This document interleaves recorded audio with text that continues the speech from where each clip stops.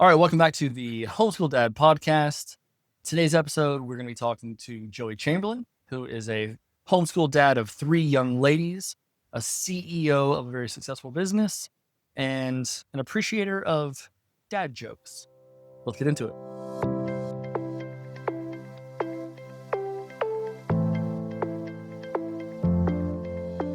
I wanted to interview you for a couple of reasons. Number one, you have 3 daughters. I've got boys and girls. I don't know what it'd be like to be exclusively a girl dad. If you wouldn't mind, tell us a little bit about why you and your wife decided ultimately to homeschool and kind of what that experience has been like so far. Yeah, so I do remember the first experience I had in just with the realization that we did not really want to send our kids through public schools. Nothing about the public schools is really bad per se. I know a lot of the teachers here, they do a great job, but I remember one day coming over from high school, and there were a bunch of kids playing on the playground because my mother taught kindergarten. So there were a lot of kids, probably from age like 5 to maybe 10. And there was a little kid about 6 years old, and he was using words that I had never heard as like a ninth grader and playing baseball and stuff. And that was kind of an eye opener. That was just kind of the first little kernel of, just put in the back of my head. I do remember that explicitly, but later on, when Samantha and I had been married and we were starting a family, we sent our kids to Westwood for a while. And Westwood's a local Christian school. Yeah, local Christian school. Great teachers there, great curriculum. But actually, Samantha and I were thinking about it, praying about it. Samantha had always had an interest in becoming a teacher herself, but never really got around to finishing up the education that she needed to do that and get the certifications and all that. And it just hit her one day that, hey, I feel like I'm being called to homeschool. And at the time, Lauren Daniels was sort of picking up in CC, Classical Conversations. And there was a group kind of getting started there. And so the two of us talked about it, we prayed about it, and eventually we decided that that was the best thing for our family, to go ahead and start homeschool. The way we were thinking about it then is, hey, if this goes horribly wrong, we can always redirect and send it back to Westwood, whatever. But we've been doing that since I think Madison was in second grade, maybe, when we started that. So that's been quite a while. And you've got 3 girls. How old are they? So Madison is 16, Bria is 14, and Abby is 11. Okay. Yeah. All right. So Abby has not known any schooling other than Correct. homeschool. Yeah, she never went to Westwood. She was too young to start. Bria did pre-K through Westwood, but never started kindergarten. She did not start kindergarten. So if you had this, I mean, it's kind of funny to think that you, as like a 9th or 10th grader in high school, you're thinking someday I'm going to have kids and I'm going to homeschool. And that's kind of an odd thing to think about as a high schooler. That is odd, yes. But the fact that you can remember that nugget, that's interesting. When you guys decided, did you have any hesitation about like taking, like, this is a big responsibility? Like, what that conversation look like in your mind? Like, so I mean, there's the same hesitations that anybody would have when considering homeschooling. I think, like, socialization of your kids, am I going to be equipped to educate my kids properly? Are they going to be able to learn what they need to if they want to go to college one day? Are we going to mess our kids up horribly through this whole process? Like, all of those things crosses your mind. But ultimately, what was the deciding factor is the most important things that we wanted to be teaching our kids, the principles, the values that we wanted to be teaching our kids. Who would we rather that come from? Because whether you homeschool or whether you send them, they're going to learn it from somewhere. Mm-hmm. And you can teach them that if they're in public schools or even at Westwood, but they're spending a large portion of every day with someone else other than their parents. Mm-hmm. So who do I trust more than anybody to inculcate the principles of our family and our, like Samantha and I's family?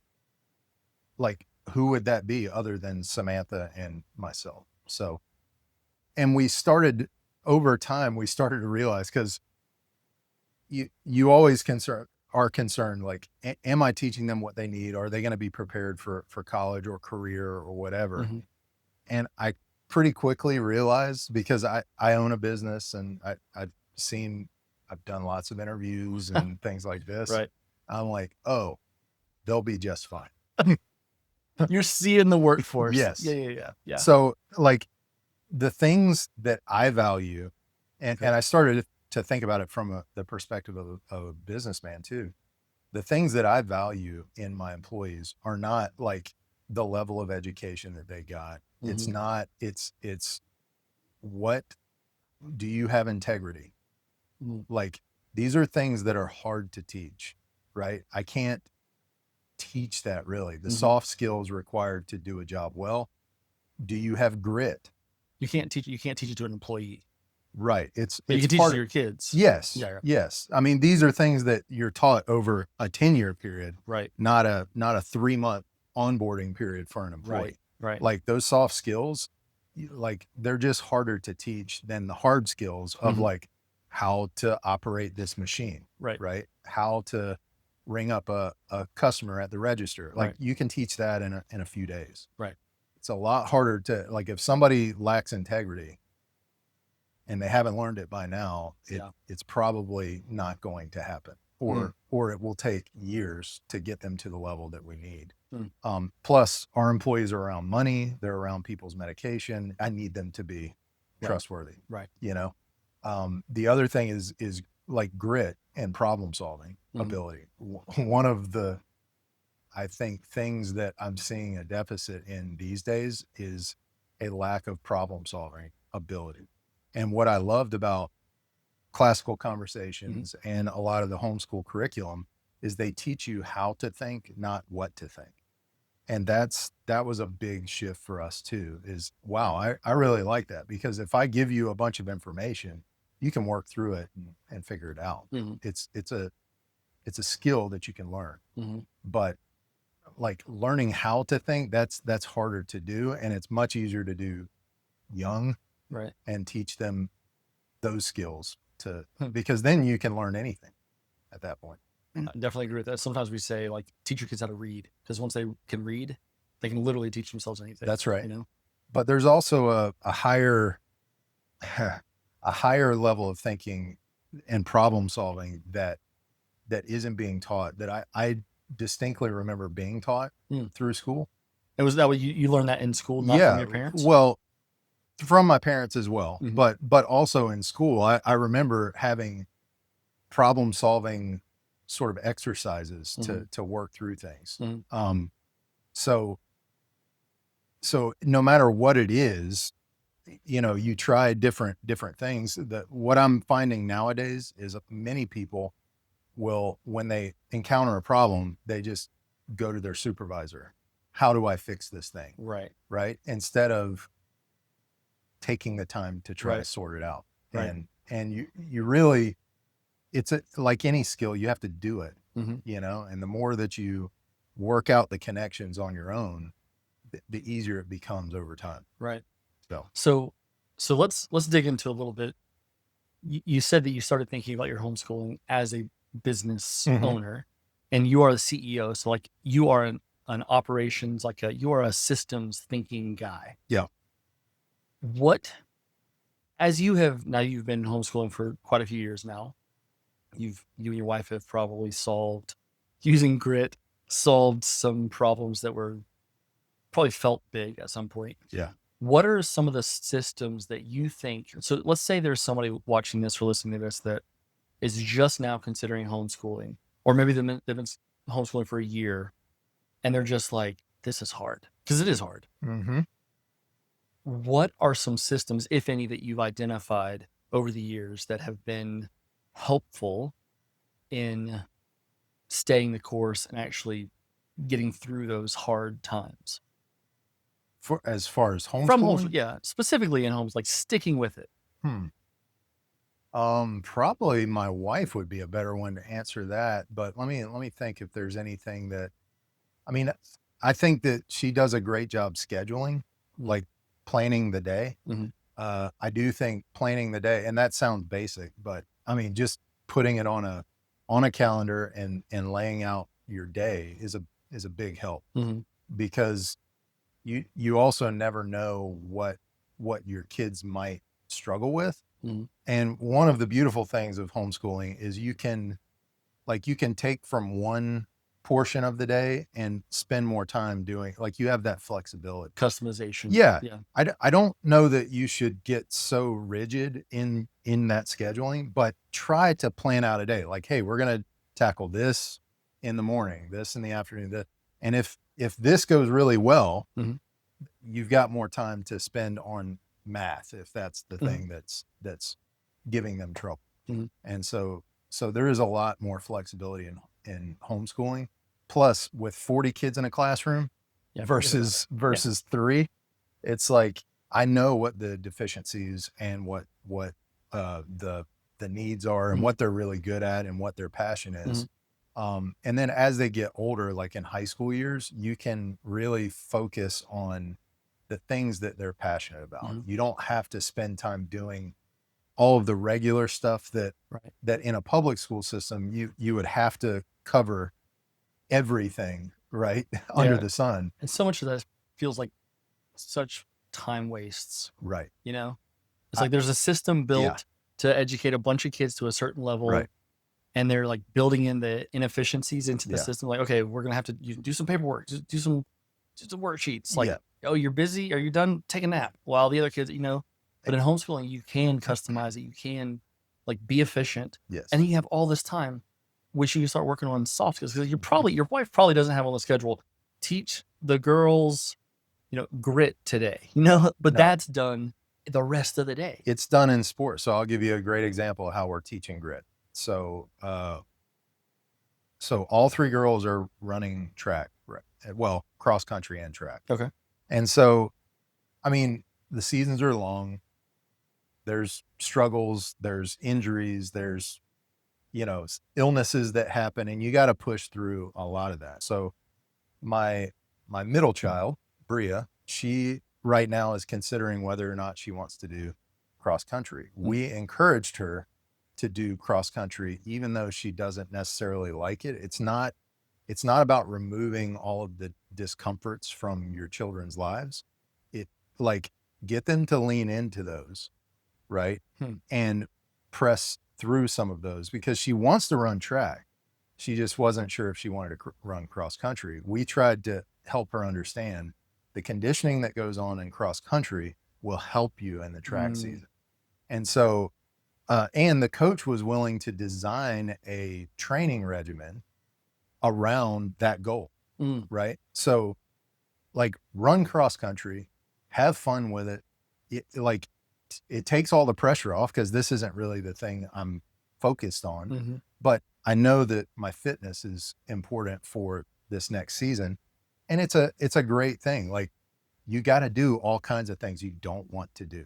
Right. You said something. It's not about removing the discomfort from our kids.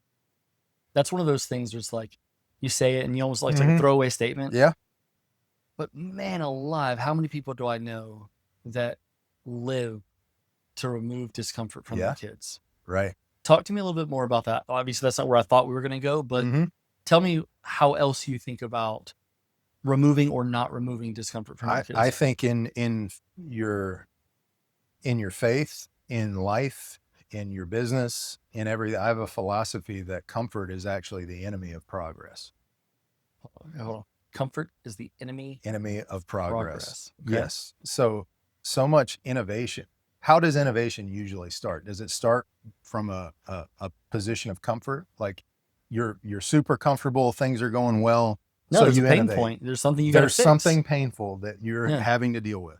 So every innovation, every push forward in a system or a business has usually the catalyst for that is a level of discomfort or a pain point or a problem that needs to get solved. Mm-hmm. And rather than just avoiding problems, avoiding the discomfort, like own it, make it better. That's I think if you can teach your kids to do that and not just run away from everything that's not comfortable for them, everything that's painful for them, you can it'll just that's where they get their grit from. Yeah. You Okay, know? without throwing your kids under the bus, you told us about cross country, that example. Can you think of other examples where there's been that kind of wall or that discomfort or pain that you could have removed, but you chose not to? Sure. So I'll go, it's another track example. My oldest daughter, Madison, was approached probably 2 days before a meet. So when you're getting ready for a meet, you're assigned usually like 2 events. Okay. Well, if you get into 3 and 4 events, especially she's a long distance runner typically. So she's running usually a 1 mile, maybe a 2 mile, and maybe an 800. So a little bit longer distance. She's not a sprinter. Right.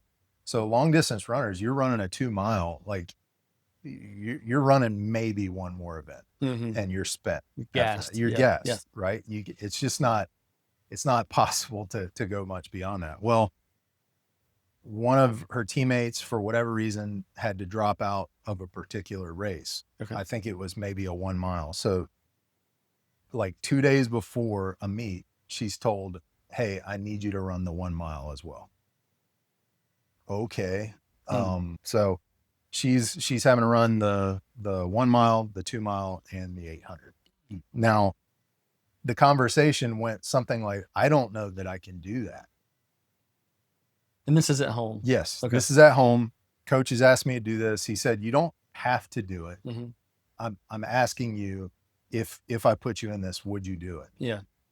And so she said, let me think about it. So we're having this discussion behind closed doors. Well, I said, Madison, this is a great opportunity for you to prove that you can do something beyond what you think is possible of yourself.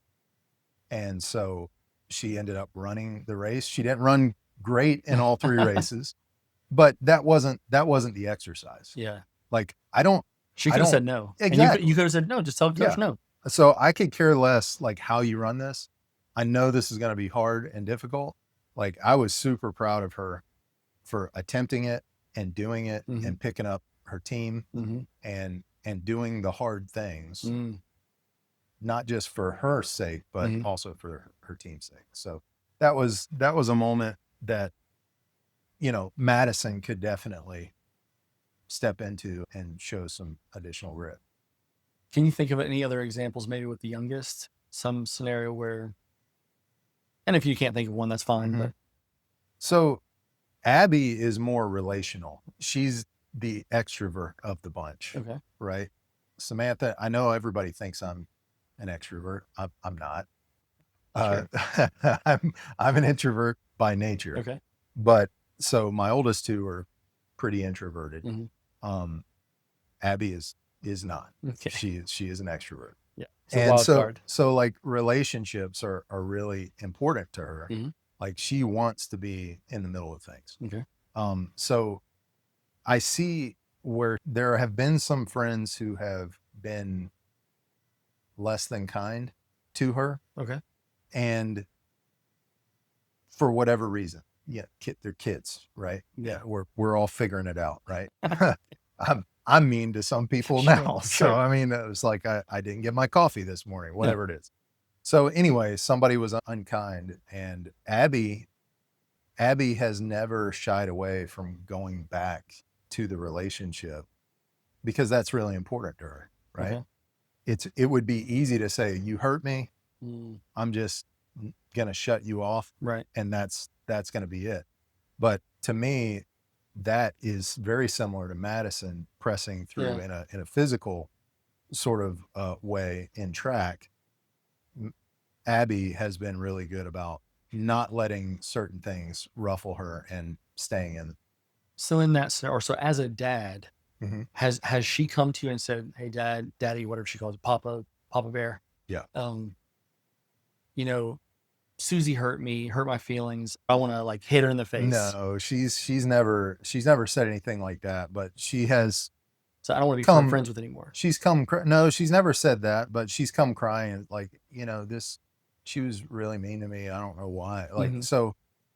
so in that moment, we don't try to talk badly about the other kid. We say, hey, this is human nature. Mhm. People do this to one another Mhm. for all sorts of reasons. Right.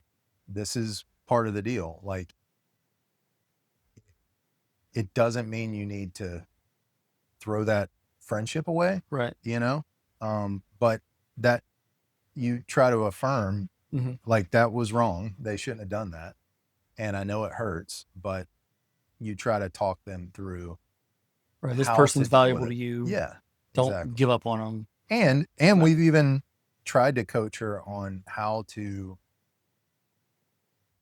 confront on certain things, Yeah. That's like, that's the real hard thing, yeah, particularly for extroverts, I yeah. think. To actually call somebody out on being a jerk is Mhm. not easy. No, I mean, like, what you said hurt my feeling. That's a hard thing to say, especially as that's a little right. kid. That's right. So we have tried to have Yeah. some of those conversations as well. Like, hey, if you're open and honest with people, Mhm. usually that helps strengthen the relationship Right. rather than hurt it. So yeah, just transparency, and when someone hurts you, you should go and tell them. Okay, so you're saying when someone this kind of might be a good segue into the fact that you have 3 daughters. Mm-hmm. Like I'm imagining one of my sons coming to me and telling me, "Daddy, Joey hurt my feelings." I just don't see that happening. I have 2 daughters. I can absolutely see it with them. Yeah. So I'd love to hear from your perspective as a father, and as a CEO, because I think, during the day, as CEO, like, your employees have to listen to you. You don't have to be a jerk to them, but Yeah. ultimately you make a call and everyone under you says, "Yes, sir," and does the work. In theory, that's how it's supposed to work. Mm-hmm. But when you get home, you have daughters as the head of your house. Hopefully there'd be a level of authority and some of that same thing happens, but Yeah. there's emotions that don't come to work. Mm-hmm. So I'd love to hear how you transit, like when you come home from work Yeah. and you take the CEO hat off, how do you transition into having girls? Well, I don't know. So lucky for me, I think that being the husband Mhm. and the father, like, being a CEO, like, that's what I am in my family, right? Okay. I'm the head of the household. Okay. And I think that what causes a lot of anxiety in families sometimes can be a lack of structure and a lack of understanding what the rules are, right? If Mm. you can establish those and there's a framework that they can operate in, Mhm. it like, it reduces a lot of that anxiety. I Mm. don't have to think about, like, there's a million possibilities with no structure. Right. There's only a few possibilities. And then I just have to make a decision about these few possibilities, right? Mhm. And it's manageable to a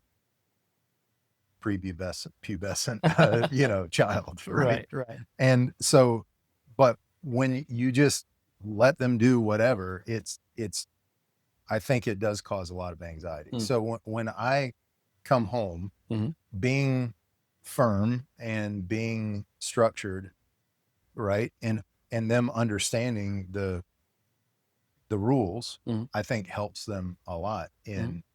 in how we operate as a family. So, man, maybe it's too personal. We don't have to go there if you don't want to, but what is what are some of the rules? I imagine there's somebody who um, maybe is not a Christian and doesn't have a Mhm. Christian worldview. Mhm. So maybe they're not coming to Oh, the table from the gee. same place. Or Yeah. maybe there's somebody who is a Christian Mhm. and like they read the Bible and they say the man's the head of the house, but maybe they didn't have a dad. They don't know what that looks like. So without turn into a sermon, what are some rules that just happen to work for you guys? Like what's some of the structure, if you can even boil it down? Boil it down. Wow. I mean, so much of the structure that we have is around our life in the church, right? Okay. So we spend a lot of time, on Wednesday nights, on Sunday mornings, Sunday evenings, and then doing different things throughout the week, Mm-hmm. where it's all around like learning about God and his law, and also learning about what is the standard of behavior for people who carry the name of Christ, right? So a lot of our world is centered around that. So it's hard to kind of separate those. Sure. But Deuteronomy 6, right? As you walk by the way, as you lie down, as you rise up, all of the idea of that is you're teaching your kids all the time, wherever you are. You never turn it off. Exactly. So any situation that comes up, it's a learning opportunity. And so we take the time to sit down. If there's a traumatic event, like a friend hurts Abby's feelings, or there's a track meet, right? These are all opportunities to sit down in that moment and say, okay, what does the Bible have to say about this? And what do we think as Christians we should do in this situation? Right. And a lot of that is just being taught to us throughout the week. So we know a lot of the answers already, but it never hurts to sit down, especially with a difficult situation, and really dig into what the best way moving forward would be. So the structure, there's not like, we don't sit there and hammer like a bunch of rules over and over again. Right. The rules are they're sort of bathed in it all the time. And when you bump up against the edge of them is where you learn a little more clearly what those are. Oh, there's a fence there. Yeah, Right. exactly. Exactly. Okay. Have you well, I was gonna go into more about like having teenagers and that process, but maybe we can save that for another time. That's a different phase. Yeah. Here's maybe a good, maybe kind of final section of this conversation. As a homeschool dad, right, you are saying, hey, I'm taking the responsibility of the education of my children. And now, yes, your wife is the one who's doing the day-to-day. You're not the one sitting down saying, hey, let's do math, or hey, let's do science. Yeah. Do you have kind of an expectation? Do you have kind of a minimum expectation or a bar that your girls have to meet before you feel like, okay, you're ready to go like into this world and attack it? Not really. What I learned in the homeschooling process is like, none of that really matters. So when I was in college, I was working, I did one of my rotations while I was in pharmacy school at this place called AvMed. It was it's a health insurance company. And so we would work in the pharmacy department, like approving prior authorizations, if you guys know what any of that is. Nobody knows, but that's fine. Anyway, it's authorizing medications to be used. And these are usually like really expensive medications because they just require a little extra paperwork from the physicians to get these things approved. One of the guys that I was working with there just so happened to be from Lake City. I'm like, oh, you're from Lake City. And he was actually in the process. I didn't know it at the time, but he was in the process of going back to school to become a dentist. Now, he had been out of school for 4 or 5 years. He kind of told me about his story. Like, he was horrible at school, bombed out of high school, tried community college, stopped that, and then got this job at AvMed. And it wasn't until 5 years later that he had a passion for dentistry. Like, I know what I want to do. I'm going to go and tackle it. Up until that point, he had no direction. Exactly. Yeah. Zero direction. So it's like, and we're going to say passion, right? I would say calling. Okay. So when you're given your calling by God, Okay. right, and you know that's what you're supposed to do, Mm-hmm. it becomes so much easier to do the hard work necessary to accomplish it, Mm-hmm. because you know it's not your mission per se. It's beyond you. It's bigger than you. Mm. And there's just some things I have to take care of before I get there. So doing the hard work is a lot easier when you know that's the direction of your life. Okay. So if what you said is true, Mhm. if you've identified your passion, or if you call it calling, if you believe there's a God who gives you a calling, Yeah. right? If that is the kind of prerequisite to having the grit and determination to just like plow through once you know what you're supposed to do. Yeah. Like this guy, he's failing tests, whatever, Yeah. and because he doesn't know what he wants to do. Yeah. How, as a homeschool dad or as homeschool families, how do you help your kids figure out what that calling is? Well, I think you can help certainly them discern some of that. But you just help them work out, like, so this is the thing you want to do. Maybe you help set them up with another thing. I'll give you an example. My father did when I was initially a chemical engineering major. Okay. When I went to college. I was actually a baseball major, Right. as you know. Yeah.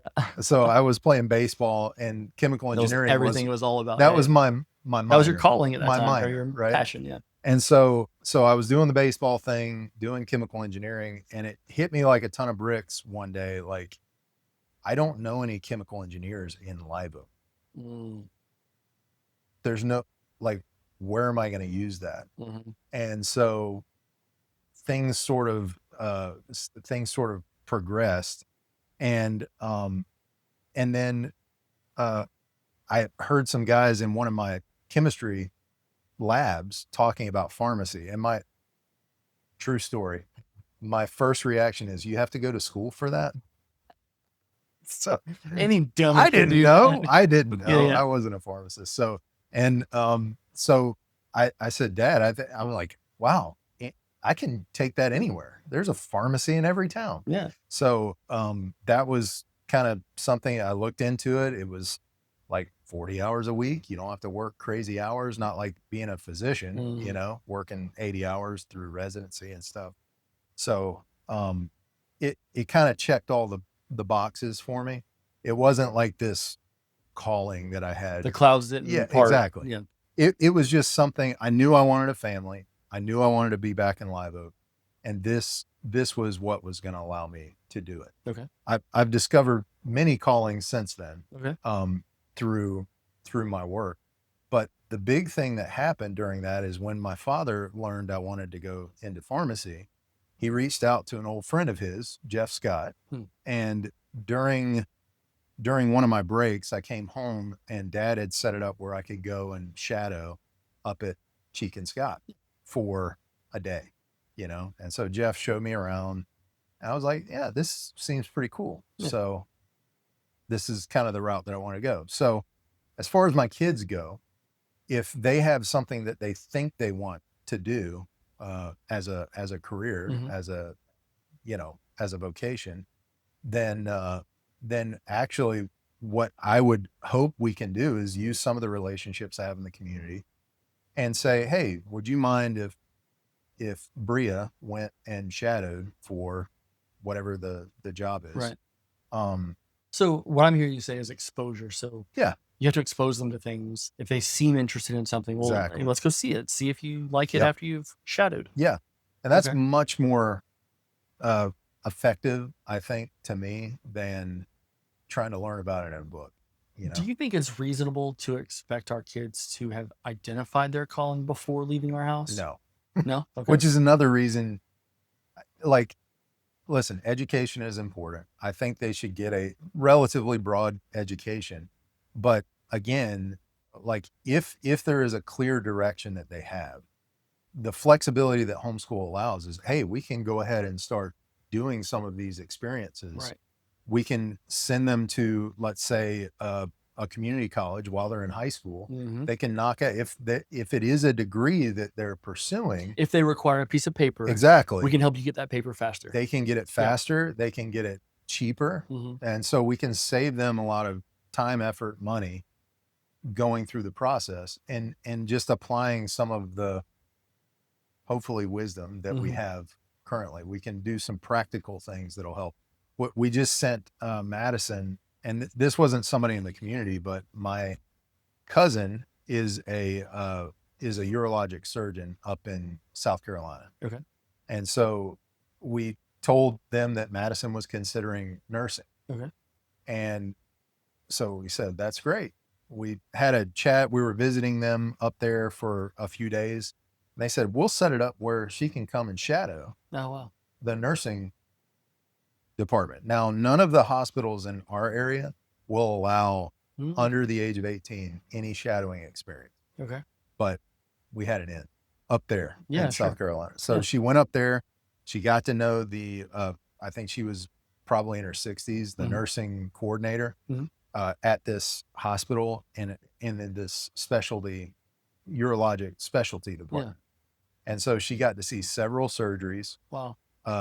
She got to hold a gallbladder in her hand. And she wasn't squeamish? No, she dealt with it just fine.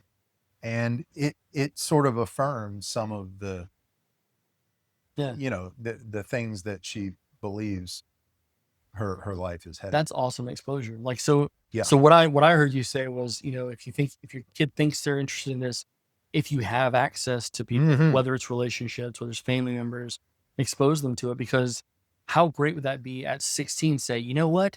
I held a gallbladder. I threw up on my mouth a little bit. Like, I'll never want to do that. Like, great to know that now. Right. Instead of getting a degree, That's doing it right. and saying, oh, what have I done? I've wasted so much time. That's right. That's awesome.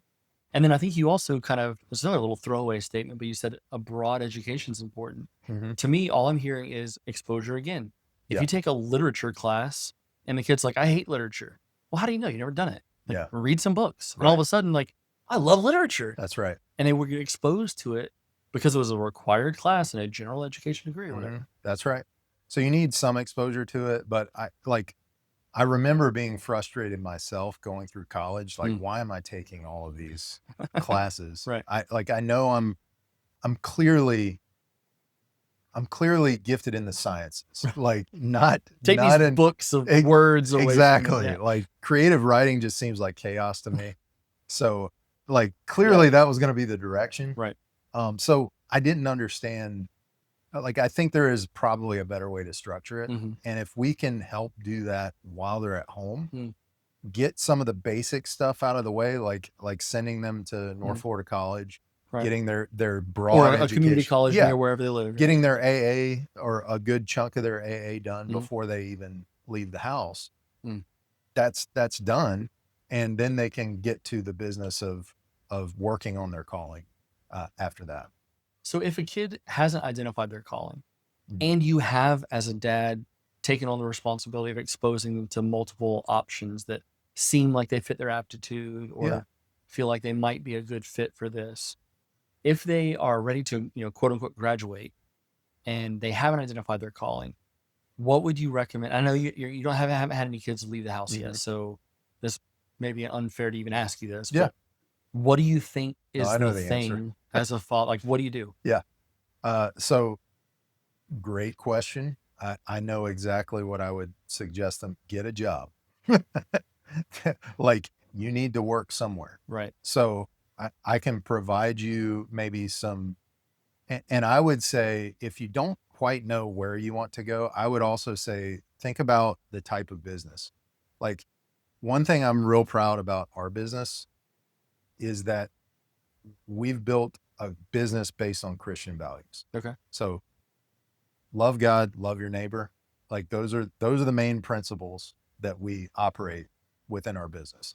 So if you know there's a business owner out there that operates with those principles, at the very least, even if it's not like your jam, you know that you won't have to, your integrity will not be compromised. Good point.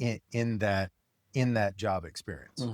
Now, you may learn at a great company that this is not for you. Right. But at least you're also not getting, the world isn't creeping in as well. So I would always recommend, like, think about who the supervisor or bosses or owners are, and make sure that it's going to be a healthy, wholesome environment to work in as well.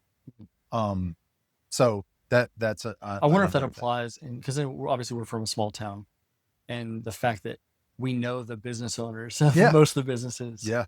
That's something that we can do, and we can even say, this might be a good fit business, but I don't really want you to work there. Yeah. But because we have some insight potentially. Right. I wonder if that's the case in a larger city where Right. you don't know the business owner. The other thing is there's a wild card. Being the father of daughters, there's a wild card in here of, like, Samantha and I chose a long time ago that she was going to stay home with the kids and be a huge part of their upbringing, but also their extended into their education. My mother did that with me. Eventually she went back to work when I was a little bit older, but we wanted to continue to extend that. That is always an option for our daughters, right? So I always have to think about that too. And if my daughters come to me and ask my opinion, I'm like, listen, one day you probably are going to want to have a family of your own. Right. You and your husband are going to have to decide, am I even, like, is career even a thing that I'm going to do? Right. Right. Because the most important thing that any of us can do is be a parent. And being a mother has even a slightly more special place in that they are so critical in those first few years being around the mom. Right. So that's always a consideration that I have too. So I also like to sit down and talk with them practically about, okay, what career do you want to pursue? Well, I want to do neurosurgery, right, or whatever. Like, getting them, do you think you have the aptitude for this? Do you know what is involved in the schooling for that? This is probably 20 years of schooling that you're going to have to go through. Well, just helping them understand what the different paths that they might take entail. Like, okay, how much are you going to make as a, I don't know, basket weaver, right? Right. It's going to cost me $100,000 for tuition at Basket Weaving University. Right. And very prestigious. Exactly. Very prestigious. Yeah. But I'm going to make $20,000 a year doing that. Does that seem right to you? It seems like, so the financial piece, the aptitude, the financial piece, but also it seems like what you're alluding to is, do you want a family, and how does this fit into that picture? Bingo. Right. So all of those things, that's an extra sort of dimension of thinking about it that I don't know, because I would encourage young men to provide. I think that's a big part of traditional our roles. Sure. In any family. I'll tell you a funny story with my mother. So we were, when we were in college, and my mom was a professional. So I should back this up. She has a master's degree in education. She taught for years and years. She did take some time off to be with us before we got into school. So education and career is very important to her. Right. And so I was sort of in college. We were, I think it was right around the time I was going to get married to Samantha. And we had this conversation about pharmacy school because we were getting married. I was only in my second year. I was going into my second year of pharmacy school, which meant I had 3 more years left until I graduated. And my mom was like, wait, you have to provide. I was like, well, I am. It's just like, no, but how is that? You have to provide. Mm. And it shocked me. I'm like, I'm going to, like, come on, back up. But at the time, Samantha was already well established. She had a great job doing mammographies at a imaging center there in Gainesville. And so that was our plan as a family was, hey, she was going to do that. And then once she's going to provide the income while you're finishing up school, exactly, and things would change. And your mom, that's right, didn't love that? Well, she just wanted to make it clear. Do not what shirk my your role responsibility. was. Yeah. Okay. Yeah. All right. So she loud and clear. Check. And so I think for men, especially, it's very important that they keep themselves busy and ultimately keeping themselves busy thinking about the needs of others. That is really important for a healthy society, is men are busy and also thinking about the needs of others. So whether that means that it's in a family and they're providing for their family, thinking about the needs of their family, or whether it's, you know, operating a business or managing a business or working in a business and thinking about how they can help the people in the business or their customers or whatever. It goes really bad really fast when a bunch of men in any culture don't have anything to do and are only thinking about themselves. That is incredibly profound. I think you're absolutely right. I don't think I ever would have put it in those words, but you're right. So sure, men should be busy, idle hands and whatnot. That's right. And they should be thinking about the needs of others. Was that That's right. how you said it? Yep. I think men are at their best when they're doing those two things. Okay. So as homeschool dads, we should be busy and we should be thinking about the needs of others, including our wives and our kids. Absolutely. Criminal activity is the other way that you're thinking about yourself and you have no meaningful employment that actually benefits somebody else in any way. And so you do very selfish things that end up harming people rather than helping them. So the selfishness, I'm curious how many homeschool dads think of their decision to homeschool as a selfless act. I don't know. I mean, it changes the dynamic for sure. Yeah. Between, like, it definitely shifts things in a more traditional vein because if your wife is going to stay home and train the kids and educate the kids, that means you need to go out and make some additional income. You just lost one income if you were a two income. Exactly. So you have to. Well, that's one of the things I hear the most when people find out that we've been homeschooling for 20 years. We were doing CC several years before you and Lauren joined. And I remember those conversations as she was coming in. And I remember it was just like, but, there was struggle. Right. And I know that one of the things when we talk to people, there's the biggest reason people say, oh, I would love to do that if only we could afford it. Or if only, fill in the blank. And I don't mean to be judgmental, but there's a part of it that's like, well, you want those things. Like, it is kind of selfish because it's the easy thing is to send your kids to government school and you have all day to either go to work or if you're not working, like, do whatever you want with your time. Yeah. But when you have your kids all day long, I think it is a selfless act because one or both of you are going to be putting your desires and your wants aside. There's sacrifices involved. Exactly. Oh yeah, for sure. And I always like to think of it too. Have you ever seen the illustration of like tithing? So tithing is very important in the Christian life, and tithe to us it's not. I mean, it's something that, like, the idea of tithe is first fruits too, right? It should come at the beginning, not at the end. What's left over, right? so the idea of tithing is, have you ever seen usually they'll get like a container, Mhm. right? And they'll say, okay, there's all these like different size balls. Oh, I think I Have you seen have this? seen this. Yeah, yeah. Okay, so if you try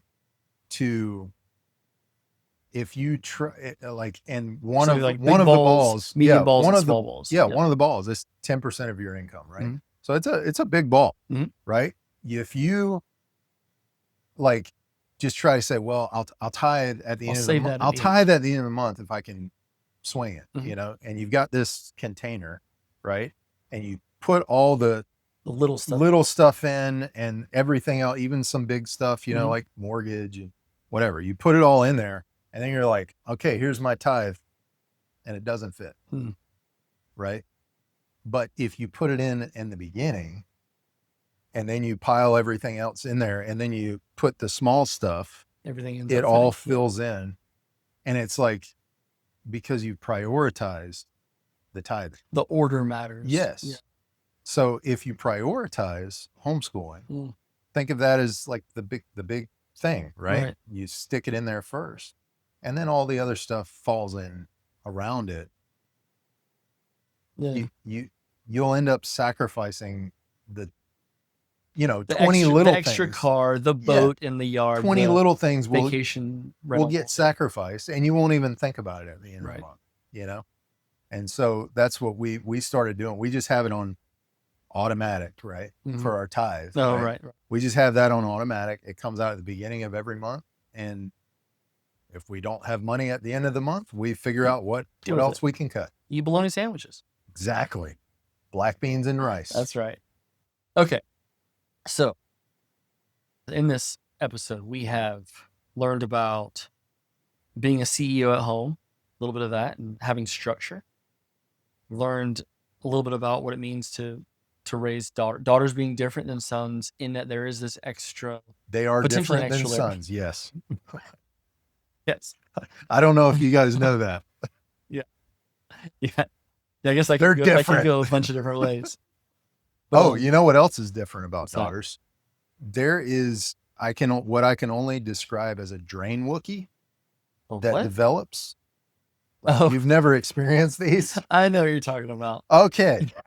Just imagine like hair gets everywhere. Like I have hair Everywhere. because it gets in the dryer, Yeah. I guess. And so like I'll find wads of hair everywhere.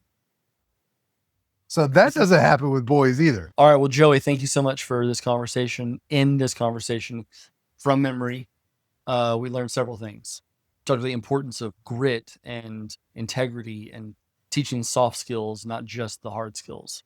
And so the information is one thing, but teaching your kids how to be good humans. We talked a little bit about comfort being how did you say it? Comfort is the enemy of progress. Comfort's the enemy of progress. And it's okay to be uncomfortable. It's okay to do hard things. In fact, it's great to do hard things. Yes. We talked about men not being idle and considering the needs of others and how important that is. And we also talked about the importance of exposing our kids to topics or potential career paths or their interests, and how important that is for their growth and help them find their calling. I think it's been pretty good conversation. I've enjoyed it. I'd like to end the episode with one final question. Can you think of any memory of just being a child that you absolutely love? Like, what's one of your favorite memories of being a kid? There was one memory of, like Dad would take us hunting, and we'd be outside a lot. I remember many fishing trips at the crack of dawn, actually being asleep when we get there, and then waking up and having to get ready to go fish or hunt. But this day in particular, I had a really close friend of ours, of mine, with us, Joel Ellis. He's a lifelong friend. His father and my dad were like best friends. And so we spent the day out at Ocean Pond, if you're familiar with Ocean Pond.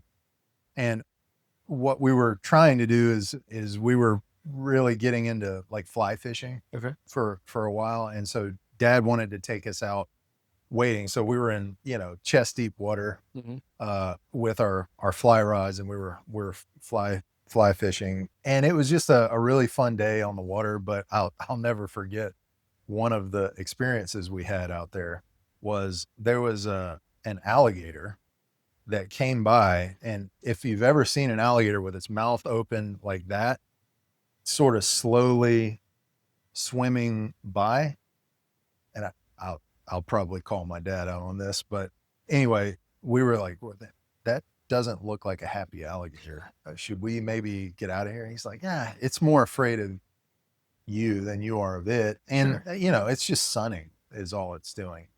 Later on, he told us that was a display of like a Aggression. territorial display, like get out of here. But he kept his cool. Kept us cool. We did not panic. So there you go. A lesson from Dad. Maybe not keep your children in potential danger, but also don't freak out in a moment like that. But it was a great day on the water, and we had a lot of fun fishing, and adventures are always fun, especially for young men. Yeah, that is awesome. Well, thank you so much for the conversation, man. All right. Appreciate you. Thank you. See you guys next time. Peace.